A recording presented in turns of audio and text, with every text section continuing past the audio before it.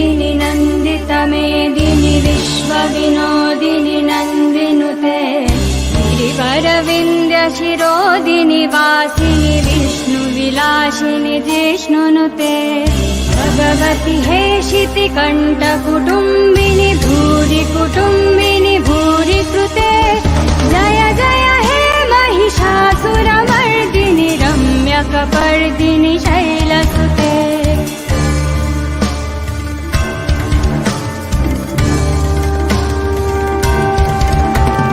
सुरवरवर्षिणि दुर्धरदर्शिनि दुर्मुखमर्षिनि हर्षरते त्रिभुवनपोषिणि शङ्करतोषिणि किल्बिषमोषिनि घोषरते धनुजनिरोषिणि दितिशुकरोषिणि दुर्मथतोषिनि सिन्धुसुते जय जय हे महिषासुरमर्दिनि रम्यकपर्दिनि शैलसुते जय जय हे महिषासुरमर्दिनि रम्यकपर्दिनि शैलसुते जय जय हे Mahishasuramardini रम्यकपर्दिनि शैलसुते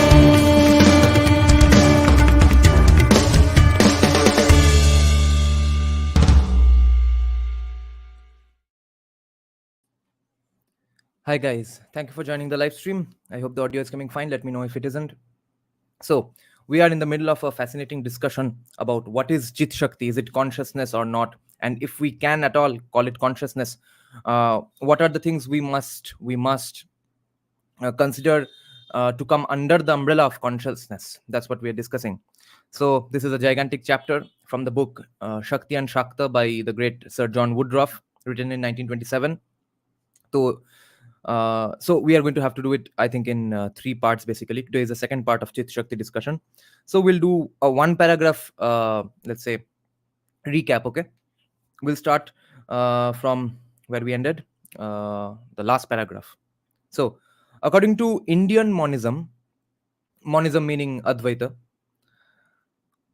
a pure principle of experience, okay? A pure principle of experience in this case meaning the one that is not manifested, the one that does not have a shape, form, does not have a direction. A pure principle of experience not only is, but is the one and only ultimate permanent being or reality. It does not regard Chit as a mere function, accident, or epiphenomenon, but holds it to be the ever-existing plenum, Plenum. Namaskar, Orin. Bhupendra, audio is good. Thank you. Jai Shri Ram. But holds it to be the ever-existing plenum, okay? It does not regard Chit as a mere function. It holds Chit to be the ever-existing plenum, okay? According to Indian monism, Chit is the ever-existing plenum which sustains and vitalizes all phenomenal existence and is the very basis on which all forms of multiple experience, whether of sensation, instinct, will, understanding, or reason, rest. It is, in short, the unity and unchanging reality behind all these various changing forms which, by the veil or Maya Shakti, Jiva assumes. The Chit, now this is where we ended yesterday, okay? Now we'll start from today's sections. The Chit Svarupa, inadequately described as mere blissful awareness of feeling, inadequately defined, okay? This is not the correct definition, therefore. The Chit Svarupa, inadequately described as mere blissful awareness of feeling, exists as the basis and appears in the form of, that is clothed with, so appears in the form of or is clothed with the mind, a term which in its general sense, mind, okay, is not used merely in the sense of the purely mental function of reason, but in the sense of all the forms in which consciousness is displayed, as distinguished from Chit itself, which is the unity behind all these forms, whether reason, sensation, emotion, instinct, or will, okay? Nice. Let's read this sentence again, because long sentences are very problematic for people who don't usually read books. So in order to help them out, the Chit Svarupa, inadequately described as mere blissful awareness of feeling, exists as the basis of and appears in the form of and is clothed with the mind, a term which in its general sense is not used merely in the sense of the purely mental function of reason, but in the sense of all the forms in which consciousness is displayed, all the forms in which consciousness is displayed as distinguished from Chit itself, which is the unity behind all these forms, whether reason, sensation, emotion, instinct, or will. All these are modes wherein the plastic, unformed clay of life is determined. Okay, for every conception or volition is essentially an apparent circumscription or limitation of that sat, which is the basis of phenomenal life. Plenum is technically a technical caballing concept for computer network implementation. Nice to hear this after a long time. Professor P.N. Mukhopadhyay has described pure consciousness to be an infinitude of quote unquote awareness. Okay, pure consciousness as an infinitude of awareness. Nice. Let me underline this. Said by Professor P.N. Mukhopadhyay. Lacking name and form and every kind of determination, it lacks that awareness. Pure consciousness is an infinitude of awareness, and it lacks name, it lacks form, it lacks every kind of determination, and it is a state of complete quiescence where the potential is zero or infinity, a condition without strain or tension, which is at once introduced when the slightest construction is put upon it. Okay, which is at once introduced. That strain or tension is immediately introduced with the whenever there is a slightest construction is put upon it. Okay, resulting in a consciousness of bare, bare, bare this or that. It is not a consciousness of anything. It is not a consciousness of something. It is an experience of nothing in particular. But this must not be confounded with no experience. It should not be confused with no experience. Beautiful. The former is taken to be the latter because life is pragmatic, interest being shown in particular modes of awareness. To man's life, which is little else than a system of partialities, pure experience in which there is nothing particular to observe them, right? Pure experience in which there is nothing particular to observe or shun, love or hate, seems practically to be no experience at all. Pure consciousness is impartial. There is no difference or bheda so far as pure awareness is concerned. Pure consciousness is a kind of experience which stands above all antithesis of motion and rest. Which stands above all antithesis of motion and rest. It does not know itself with I, okay? It does not know itself either as changing or statical, since it is consciousness as such without any determinations or mode whatever. To know itself as changing or permanent, it must conceal its illogical and unspeakable nature in a veil or maya. It must conceal its illogical and unspeakable nature in a veil or maya. Every determination or form, okay, when you do give it a roop, every determination or form makes experience a directive magnitude. Consciousness then assumes a direction or special reference. It is not possible to direct and refer in a special way without inducing such a feeling of strain or tension, whether the conditions be physiological or psychological. Pure consciousness has thus been compared to an equipotential surface of electrical distribution. There is no difference of potentials between any 2 points A and B over this surface. It is a stretch of consciousness in which there is apparently no sensible diversity of features, no preference, no differential incidence of subjective regard. Nice. Like the equipotential surface, which consciousness is also such, like the equipotential surface, such consciousness is also quiescent. To secure a flow in it, there must be a difference of potentials between any 2 points. It can't be all equal. You know, someone was saying the other day, I don't know if it was some Indian Hindutvadi intellectual or someone else, that, or it was Professor Kaushik Gangopadhyay, I think, whether he said it in his book or in my podcast, in his last podcast with me, I can't remember exactly, but a great point was made by him or someone else, that diversity and equality at the same time, calling for those two things at the same time, is a complete joke. Because if you call for equality, it means you can't have diversity of anything is created because of inequalities. Diversity is based on inequality. Equality means sameness. Everyone is equally successful. Everyone wears equally costly or equally not costly clothes. Everyone's brains function equally. Equality is the biggest enemy of diversity.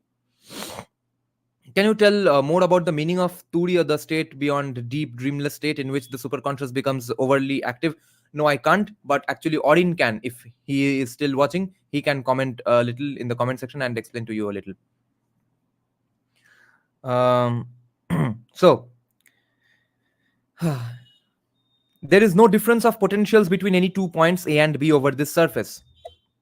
It is a stretch of consciousness in which there is apparently no no sensible diversity of features, no preference, no differential incidence of subjective regard. Hence, no equality. अरे मेरे T-shirt को क्या हुआ? Like the equipotential surface, such consciousness is also quiescent. To secure a flow in it, there must be a difference of potentials between any 2 points. Otherwise, कुछ movement ही नहीं होगा. Similarly, to have a reference, a direction, a movement of attention, there must be a determination in the total experience of the moment. There must be a determination in the total experience of the moment in the given mass of consciousness. Absolute quiescence is a state of consciousness which is pure being with no special subjective direction and reference, with no difference of level and potential, no difference of level, not difference of potential between one part of the experience and another. Experience will show special subjective direction and reference if it assumes at least form or determination, such as this or that. To have no difference of level or potential, experience must be strictly undifferentiated. That is to say, must not involve the least ideal or representative structure. Absolute quiescence exists only with that consciousness which is pure being or Paramatma. I have ordered this book all set. Nice, nice. And thank you for explaining to me that about that affiliate link of Amazon. I had no idea what it was. Some people were talking about it. I had no clue. It's a different thing that you have to sign up for and stuff, and you can actually get paid apparently. So I did try to sign up today. I did not have the time because time to do it fully, because they were saying that you can't put up your College Street Kolkata YouTube channel. They wanted a specific website. I'll have to look into it more. But thank you. I'll do it now. Someday soon.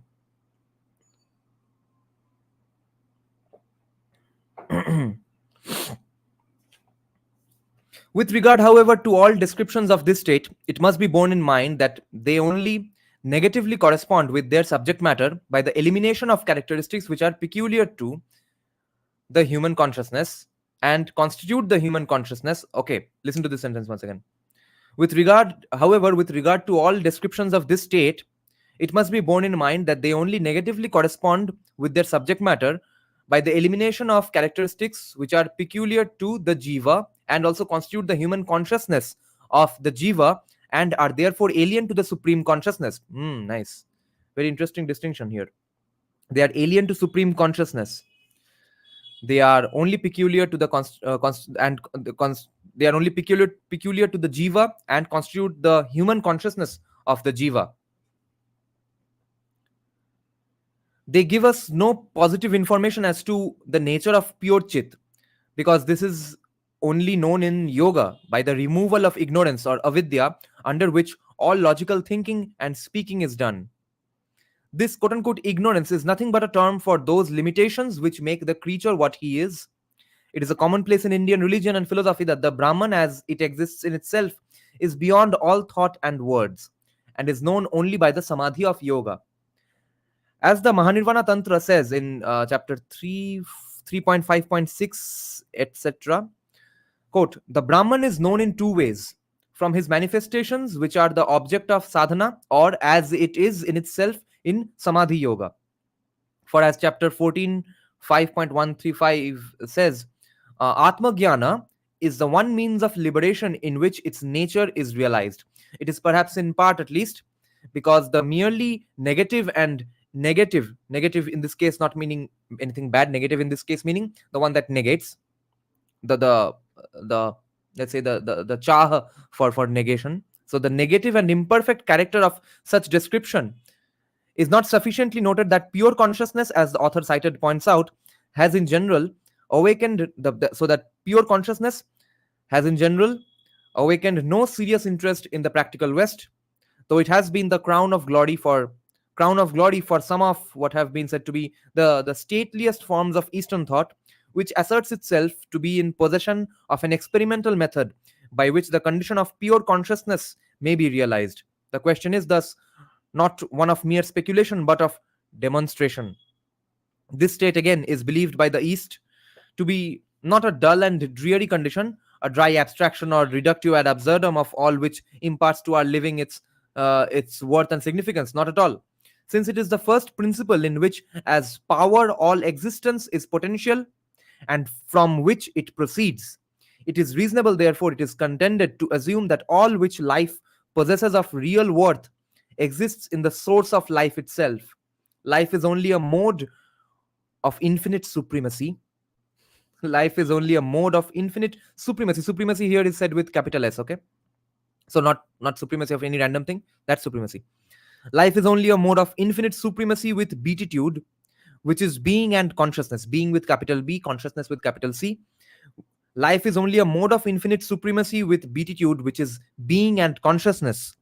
In all its metaphysical grandeur, an absolutely understandable condition which no imagination can depict and no categories can reach and possess. Owing to the necessarily negative character of some of the descriptions of the Supreme Brahman, we find such questions: how can it differ from a nullity? Okay, why is it different from a null void some concept? Okay. Yeah, Niti.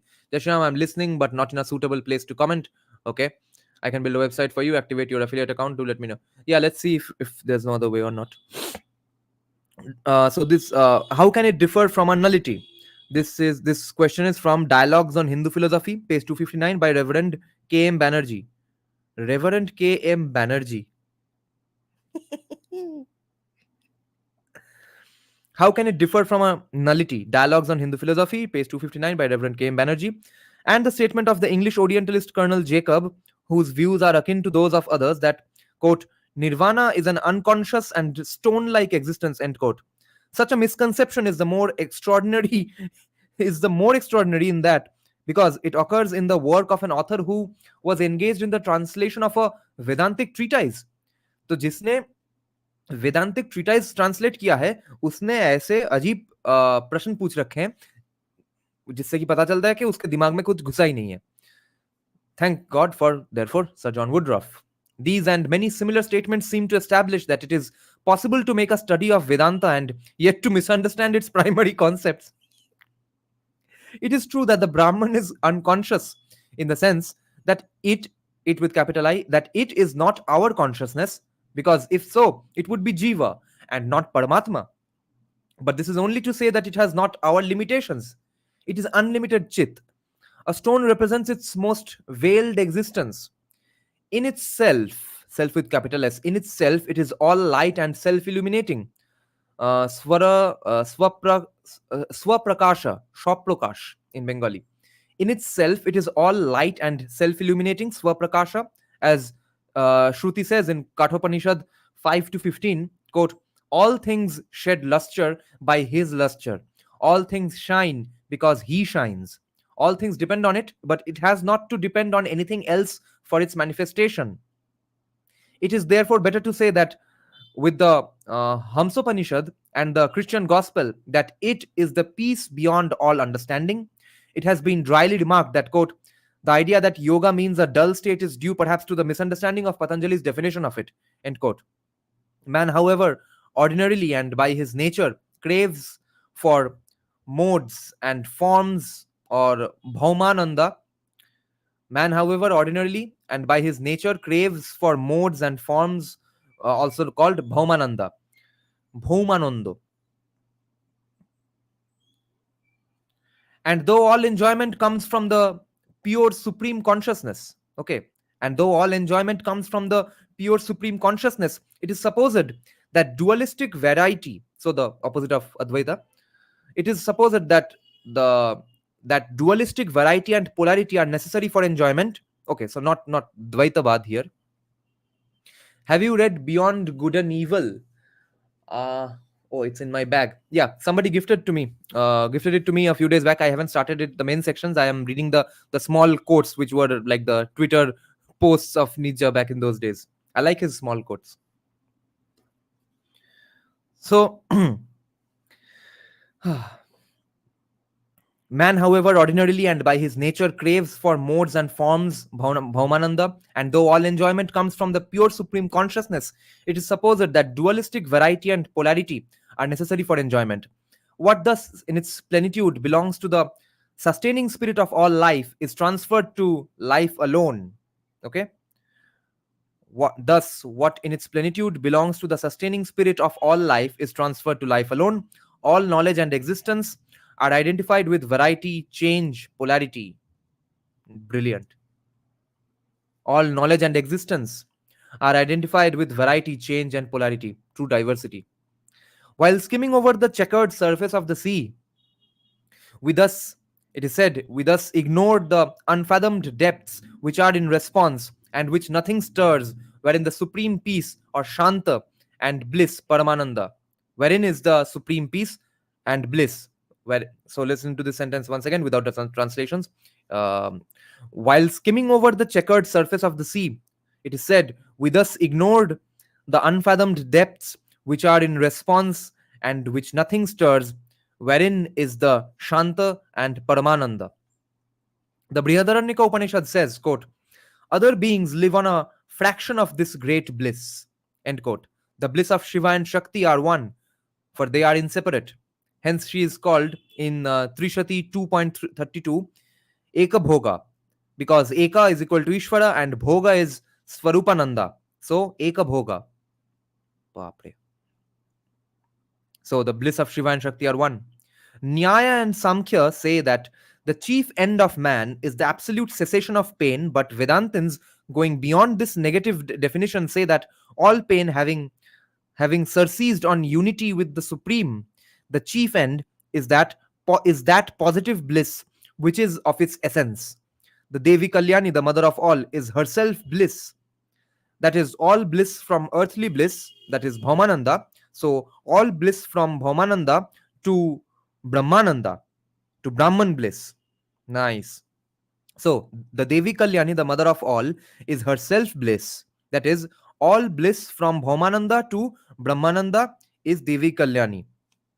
As the commentator Shankara in his commentary on the Trishati says, citing Shruti, quote, who else can make us breathe? Who else can make us live if this blissful ether were not? This is not for beginners. This has energy of sun in every sentence. Well said. What do you think of him? I like Nietzsche. I like him already based on some of those quotes in Beyond and Good and Evil, and I have read some sections of Beyond Good and Evil in another books. That's sort of a compilation of his different essays, which is called On Truth and Untruth. I absolutely love that book. Trishati says, so who else can make? So Shankara says, I guess this is Shankaracharya only, Adi Shankaracharya. Who else can make us breathe? Who else can make us live if this blissful ether were not? If further it be asked, what is pure experience, which manifests itself in all these diverse forms? It must be said that from its very definition, pure Chit or the Supreme Brahman or Para Brahman is that about which nothing in particular can be predicated, okay? Is that about which nothing in particular can be predicated, for prediction is possible only in relation to determinations or modes in consciousness. You will predict only based on things you know can happen, right? You can't imagine that, you can't fathom the idea that Narendra Modi will one day suddenly grow wings and fly away from the PMO. Okay, you can only predict things about Narendra Modi based on what you know about past prime ministers or human beings in general. So, if further it be asked, what is pure experience which manifests itself in all these diverse forms? It must be said that from its very definition, pure Chit or the Supreme Brahman or Para Brahman is that about which nothing in particular can be predicated or predicted, because prediction is possible only in relation to determinations or modes in consciousness. And in this sense, Yoga Tattva Upanishad says that those who seek a knowledge of it in Shastra are deluded. Quote, how can that which is self-shining be illuminated by the Shastras? Not even the Devas can describe that indescribable state. End quote. The Mandukya Upanishad, speaking of the fourth aspect or pada of Atma, says that it is the non dual Shiva, which is not an object which can be sensed, used, taken, determined by any marks, or of which an account can be given, but is unthinkable and knowable only by the realization of Atma. Negative prediction, negative predication. Okay, when you say that, when you, if I ask you what is this, instead of saying it's a cup, you say it's not a glass. So negative in that sense. Okay, so you negate that it's something, it's nothing except a cup. You mention all the things except cups, and therefore you negate. It's a negative definition. So in that sense, negative prediction may, however, clear away improper notions. Right, fair enough. It is really inscrutable being upon. Right, right. Great, well said. That it's not completely useless if you give negative definitions of something, right? That okay, you may not have a definition for a cup yet, but at least you are clear on the fact that it's not a glass, it's glass, it's not a card, it's not a cat, it's not a dog. Even that helps. Not this, not that. Yes. I'm reading this book. I'm very curious about interaction of ancient societies, how they evolved, the shape of ancient thought, comparative studies in Greek and Indian philosophies. Yeah, yeah. Not this, not that. Yes. Mr. Modi might grow wings. I would be his best. That would be his best masterstroke. Yes. So negative predication may, however, clear away improper notions. It is really inscrutable being upon which no category can be fastened. This must always be borne in mind in any attempted definition of this transcendent state. It is of a, so you see, this is why Brahma Samajis got idol worshipping wrong, I think, because the end goal might be to conceptualize, or even, let's say, even visualize, or even if you don't need to visualize, conceptualize the supreme thing which is undefinable, because you have no conception of it, because it does not have any form and stuff. The problem is, you'll hear everyone say that it has to start with visual cues, right? With idols and or yantras. So that's kind of a common view among the truly devout idol worshippers. But where Brahmo Samajis or anyone who says they are spiritual, not religious, I think gets one thing majorly wrong, which of course is inherently or implicitly meant by the idol worshippers when they argue these things, is that even when you are, let's say, you don't have a idol in front of you, you are absolutely against idol worship, and you want to go directly to whatever you think is a Vedic route to talking with the Brahman and stuff. When you close your eyes, are you really capable of not visualizing anything? You don't have the concentration to do that. You don't know what it is, what does it even mean to not visualize something when you close your eyes. So what the people who are kind of against idol worshipping but are in favor of believing in some higher power, etc., when they close their eyes, they do visualize something. It's absolutely a beginner's way to do it. You can't, there's no other way to do it. Okay. So for example, uh, for the basic Bhairava japa, nam japa, 108 times, a vigraha is not necessary. But when I close my eyes, what am I picturing? My favorite is Lord Bhairava's sculpture in Nepal. Okay, it's kind of colorful. The one in the thumbnail, okay, the one on the left side, that is in Nepal. I visualize that, and I visualize unknowingly. What can I do? What else am I supposed to visualize? Virendra Sehwag. So I'll have to visualize the vigrahas only. So and I like to visualize the famous idol in Banaras as well. क्या चल रहा है? Divyamani Tripathi, I'm real person behind Meera Tripathi account. I got my phone final. Arey, nice, nice. You turned 18 or what? I'm Shastri saying, if you're up to learn something about logic, then check out Nyaya Sutra. Yes, yes. Someday. So, this must always be borne in mind in any attempted definition of this transcendent state. That negative predication may, however, clear away improper notions. It is really inscrutable being upon it is a really inscrutable being upon which no category can be fastened. This must always be borne in mind in any attempted definition of this transcendent state. It is of a self-existent, unending, changeless, undifferentiated, spaceless, timeless, all-pervading, self-illuminating, pure experience. Okay, now there are translations for all these words, which I'll get to now. I didn't read them beforehand because it would mess with the listening experience. So it is of a niradhara, okay, self-existence. So niradhar, there's no adhar for this, okay.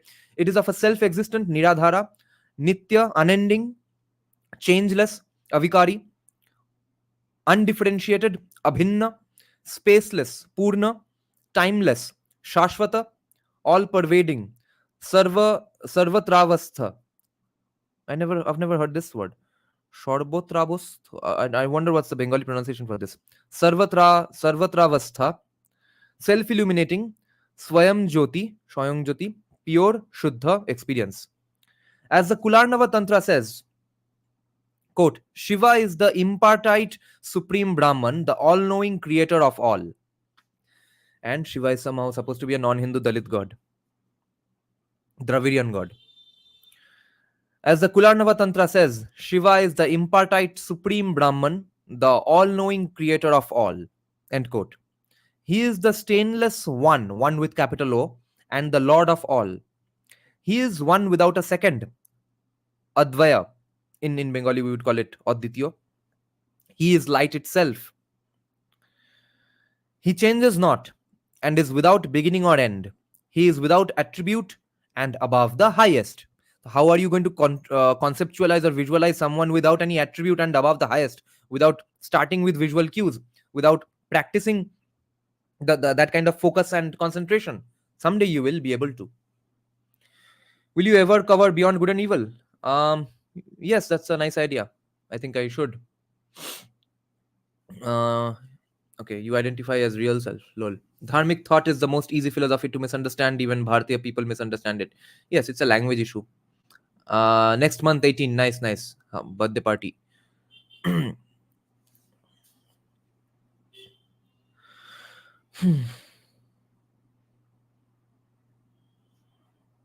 He is being, he is consciousness and bliss. Sat Chit Ananda, truth, consciousness, bliss, or being consciousness, bliss. Sri Aurobindo calls it truth, consciousness, bliss. Sat Chit Ananda. As Sat, here meaning being or truth, according to Sri Aurobindo. As Sat, it is unity of being beyond the opposites of this and that. So a positive definition, not a negative definition. He is being, as Sat, it is unity of being beyond the opposites of this and that, here and there, then and now. As Chit, it is an experiencing beyond the opposites of worldly knowledge and ignorance. As Supreme Ananda, it is the bliss which is known upon the dissolution of the dualistic state. It is the bliss which is known upon the dissolution of the dualistic state, which fluctuates between and is composed of happiness and sorrow, okay. So listen to this sentence once again. As Supreme Ananda, it is it meaning Shiva here, it is the bliss which is known only when known upon the dissolution of the dualistic state, when you let go of that, or you've moved beyond the dualistic state, which fluctuates between happiness and sorrow. Because for created happiness, because created happiness is only an impermanent change of state or becoming, okay. Created happiness is only an impermanent change of state or becoming, but the supreme bliss endures. Bikar in Bengali. So John Woodroffe is saying, or at least Hindu texts are saying, that created happiness is only because that's happiness you created for yourself. That happiness wasn't there in your heart in the last few minutes. It was suddenly born. It was not an never-ending, ever-sustaining happiness. So that happiness is only an impermanent change of state, vikara, or becoming. But the supreme bliss, Paramananda, endures.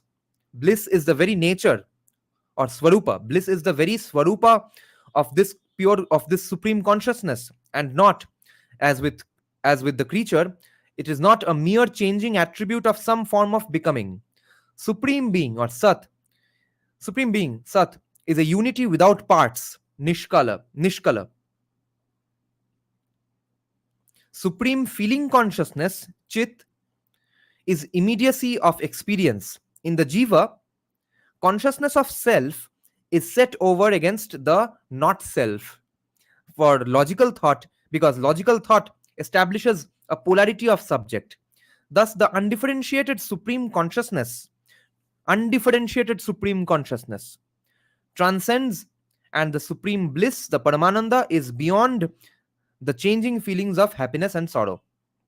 It is the great peace or Shanta, which, in the words of the Hamopanishad, verse 12, edited by Anandashrama, I guess, 29, page 593, as of the New Testament as well, passes all worldly understanding.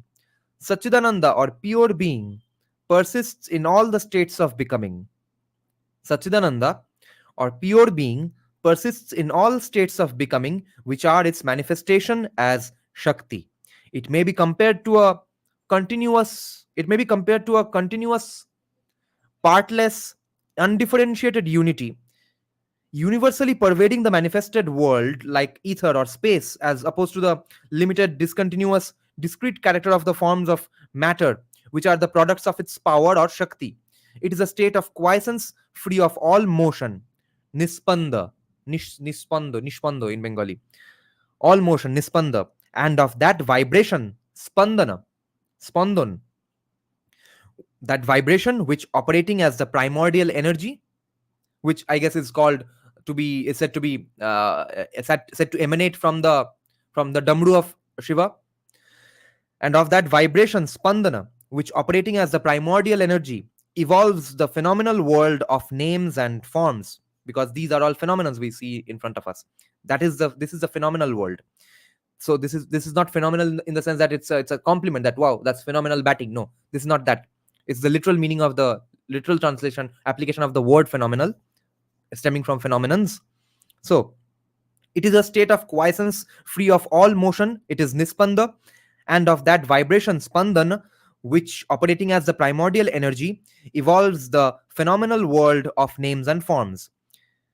It is, in short, said to be the innermost self in every being, a changeless reality, of the nature of a purely experiencing principle, Chaitanyam Atma, as distinguished from what is it not? It is distinguished from whatever may assume the form of either the experienced or of the means of experience. This Chit in bodies underlies as their innermost self of all beings. The Chit or Atma, as the underlying reality in all, is, according to the Vedanta, one and the same in all, undivided and unlimited by any of them, however much they may be separated in time and space. Let me have some water in this. Let me check some comments for a bit. I'll give a break to my brains. Darshit is asking, Dada, very offbeat question. Can you recommend or share any experience of any typical meditation technique you practice to calm your mind? Bhairav Nam Japa, 108 times. Do you know the difference between Advaita and Tantra philosophy? Matthew, he learned under a orthodox here in India. Off-topic question. I want to read Beyond Good and Evil. Should I buy the book or audiobook? What would you recommend? No. That depends on what you are used to.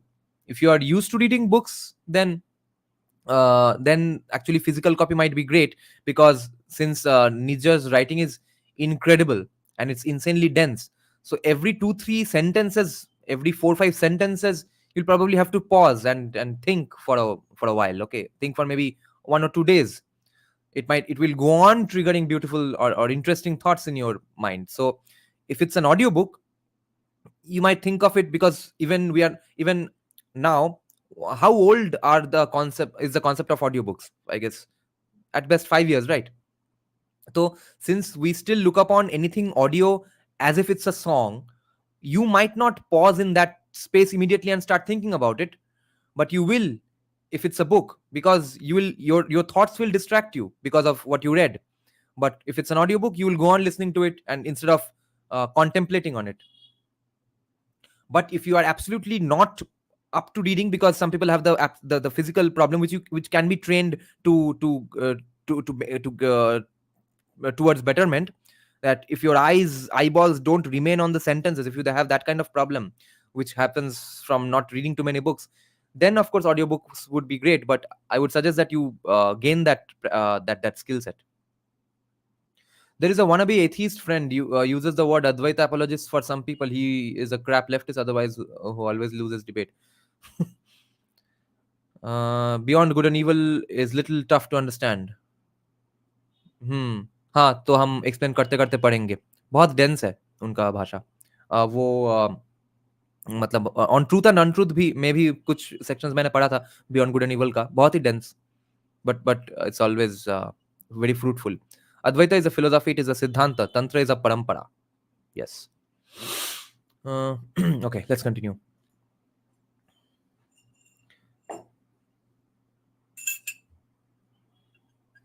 Yesterday we had a great time. I went to a friend's place to watch the semifinals of Euro Cup, and today I'll go. So I don't usually watch football, I don't usually watch cricket, but if India reaches the semifinals of very very significant international tournament, or if it's insanely significant tournaments like the Euro Cup or World Cup, only then I watch it. Only if some friends invite me to watch it, only then. So yesterday I discussed Shakti and Shakta here, then went to this friend's place where I go every year for Kali Puja, because he comes from a very devout, well, let's say significant Shakta family. Their puja is very popular in that locality, and their uh, the stage that Makali stands on in their house is a Panchamunda platform. Okay, so his family used to be very significant devout Shaktas. They now follow it or keep on with it just because it's family tradition and stuff. So I went to such a place, and then right before the match, okay, about 1 hour before the match started, his wife said that, so what was your podcast today about? I said that I didn't invite any guests today. We were discussing Shakti and Shakta only.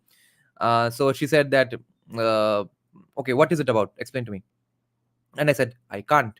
Uh, I can only explain it in bits and pieces. So I kind of gave up on explaining to her. She's a usual commie atheist kind of thing. So the fun part is, I opened my YouTube to browse through random things. We were in the middle of a conversation, and immediately I see, just an hour from that conversation, Beer Biceps has uploaded his latest interview with Rajesh Nandi.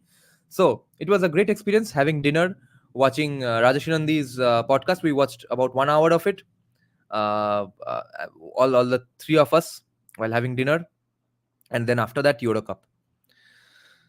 कौन जीता? I was supporting Italy, पर वो तो बकवास निकली. कल तो Spain जीता.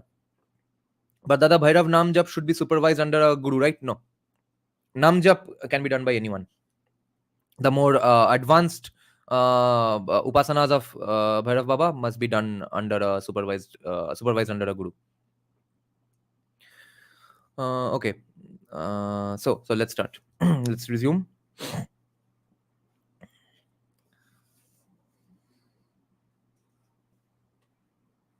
So, yeah, here we were. It is in short said to be the innermost self, the Shiva, in every being, a changeless reality of the nature of a purely experiencing principle, Chaitanya Atma. As distinguished as what it is not is, it is distinguished from whatever may assume the form of either, sorry, either the experienced or of the means of experience. This Chit embodies, underlies as their innermost self of all beings. This Chit embodies, underlies as their innermost self of all beings. The Chit or Atma as the underlying reality in all is, according to Vedanta, one and the same in all, undivided and unlimited by any of them, however much they may be separated in time and space.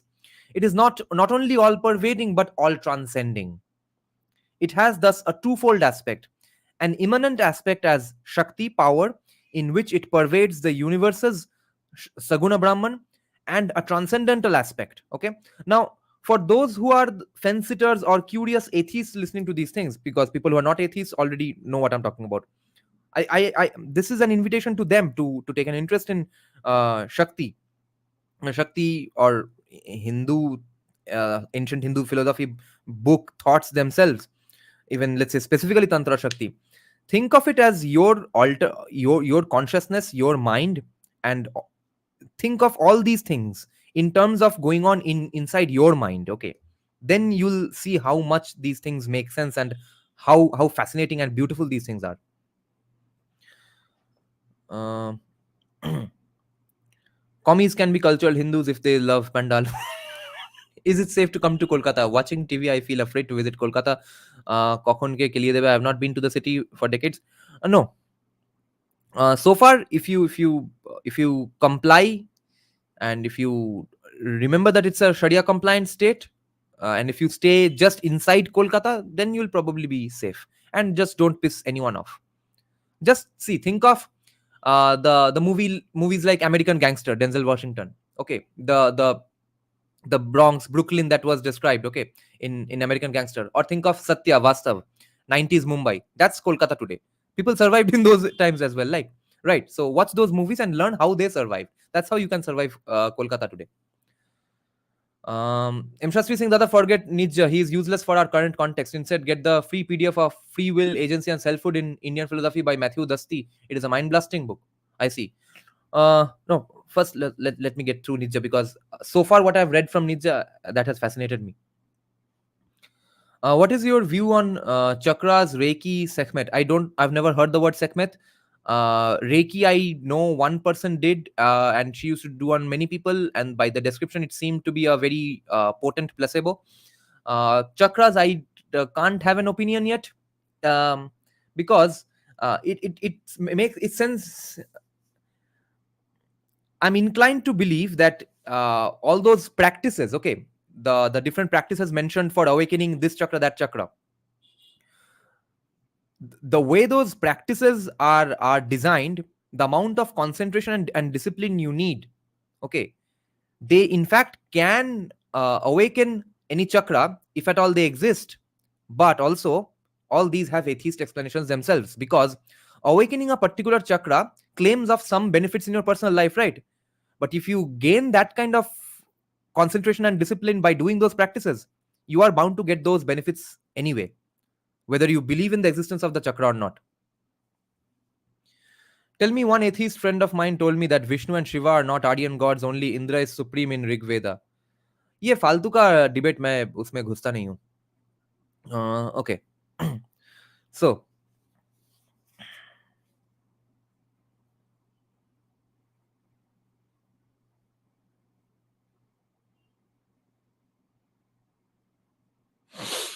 the Chit or Atma is the underlying reality in all.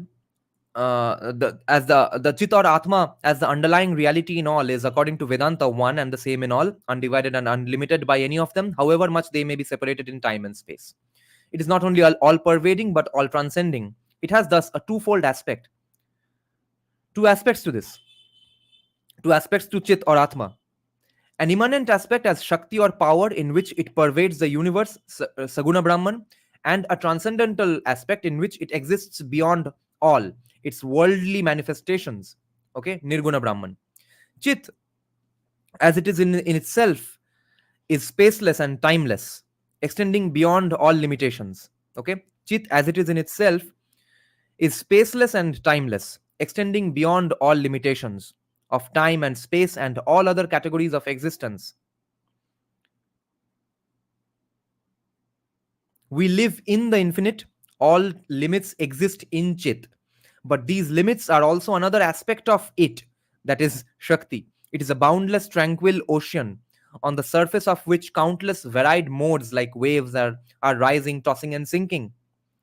Though it is the one cause of the universe of relations, in itself it is neither a relation nor a totality of relations, but a completely relationless self identity, unknowable by any logical process whatever. Chit is the boundless permanent plenum. Chit is the boundless permanent plenum which sustains and vitalizes everything. It is the universal spirit. Chit is the boundless permanent plenum which sustains and vitalizes everything. It is the universal spirit, all pervading like the ether, which is sustains and illuminizes all experiences, all processes in the continuum of experience. In it, the universe is born. grows and dies. And universe is not the physical universe, guys. This is why this is where atheists get confused and they get pissed off with these texts. This is not universe in the physical context, or the planets and stuff. Uska baat nahi ho raha hai yahan pe. The plenum or continuum is as such all pervading, eternal, unproduced, and indestructible, because production and destruction involving the existence and production and destruction involve the existence and bringing together and separation of parts, which in an absolute partless continuum is impossible. Matter can only be but matter can neither be created nor destroyed, though. It is necessarily in itself, that is as chit, motionless, because no parts of an all filling continuum can move from one place to another. Okay, it is necessary in itself, that is as chit, it is motionless, because no parts of an all filling continuum can move from one place to another, nor can such a continuum have any other form of motion, such as expansion, contraction, or undulation, because all these phenomena involve the existence of parts and their displacement, movement. Okay, Chit is one undifferentiated, partless, all pervading, eternal spiritual substance. In Sanskrit, this plenum is called Chidakasha. That is, just as all material things exist in the all pervading physical ether, so do they, and the latter exist in the infinitely extending spiritual ether, which is Chit. Which is why I was saying this is, they are not talking about the real universe. Okay, so the birth of universe, ये geography का textbook नहीं है, और या फिर astronomy का textbook नहीं है. तो a great explanation is given here. Chidakasha, Chitakash. Just as all material things exist in the all pervading physical ether, so do they, and the latter exist in the infinitely extending spiritual ether, which is Chit. The supreme consciousness is thought of as a kind of permanent spiritual space, Chidakasha, which makes room for and contains all varieties and forms appearing and disappearing. Which makes room for and contains all varieties and forms appearing and disappearing. Space itself is an aspect of spiritual substance. It is a special posture of that stress in life, which stress here, not in a bad sense, stress meaning a physical phenomenon, just a phenomenon that there is some tension. So space itself is an aspect of spiritual substance. It is a special posture of that stress in life which takes place in unchanging consciousness. This has been said by, again, Professor P. Mukhopadhyay in his book The Patent Wonder, page 21 to 24. In this ocean of being consciousness, we live, move, and have our being. We have our being. Consciousness as such, that is, as distinguished from the products of its power or Shakti, consciousness as such, when it is not the product of its power or Shakti, that consciousness is never finite. Like space, it cannot be limited, though through the operation of its power of self-negation. Okay, like space, it cannot be limited, though it cannot be limited through the operation of its power of self-negation or Maya Shakti.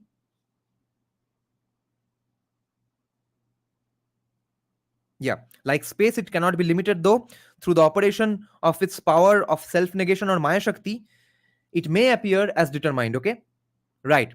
If you think it's finite, if you find it, if you observe it, if you in any way conceptualize that it has in fact a form or shape or a name, a structure, then of course it is because of the power of Maya Shakti, the veil, the self-negation. So, like space, it cannot be limited, but through the operation of its power of self-negation or Maya Shakti, it may appear as determined. But such apparent determinations, those so-called determinations, do not even for us express or exhaust the whole consciousness, any more than space is exhausted by the objects in it. Experience is taken to be limited because the experiencer is swayed by a pragmatic interest, which draws his attention only to particular features in the continuum. You're not going to comprehend the entire thing. You are going to comprehend only those specific things that make sense to you or that are important to you. Though what is thus experienced is a though what is thus experienced, therefore experienced as a result of your pragmatic interests or needs. What is thus experienced because of that is a part of the whole experience. The latter, the whole experience, is felt to be an infinite expanse of consciousness or awareness, in which is distinguished a definite mass of especially determined feeling. Great. This is a very important nuance to make. Okay, very important. I think caveat. So, what is thus experienced is a part of the whole experience. First of all, the latter, the whole experience, is felt to be an infinite expanse of consciousness or awareness, in which, inside that whole consciousness, whole experience, whole pure experience, a distinguished definite mass of feeling is experienced. So you are experiencing just one section. Okay, this is where we'll end today's chapter as well, because otherwise it gets too dense and we can't remember too much of it. We'll take it up tomorrow if all goes well. I have one important music project to take up tomorrow. I hope I'll be able to finish it before the live stream. Let me check some comments now.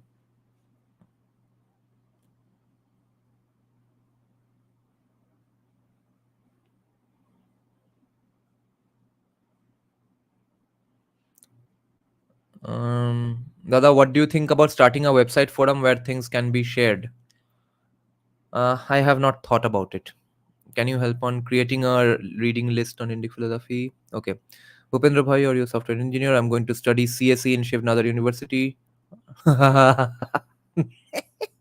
Nice. Dada, have you completed Kushal's book? What do you think about that? I left it at Mystery Sociologist's house. I read only the introduction and some portions of the first chapter. I have his autographed book if you want it.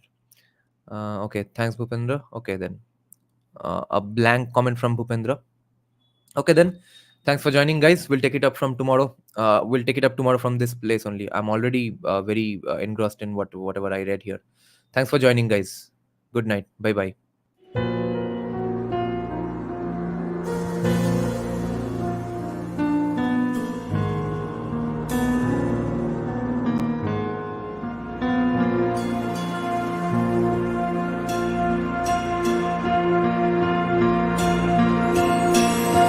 श्रवरूढं महाभीमं दुराद्रष्टाङ्गरप्रदं हस्य युक्तं त्रिनेत्रं च कपालकर्णिकाकरां मुक्तकेशीं ललज्जयं पिबन्तीं रुधिरं चतुर्बाहु समायुक्तं वराभयकरं स्मरेत् चतुर्बाहु समायुक्तं वराभयकरं स्मरेत् काली काली महाकाली कालिके पापहारिणी धर्मर्थ मोक्षदे देवी नारायणी नमोस्तुते धर्मर्थ मोक्षदे देवी नारायणी नमोस्तुते काली काली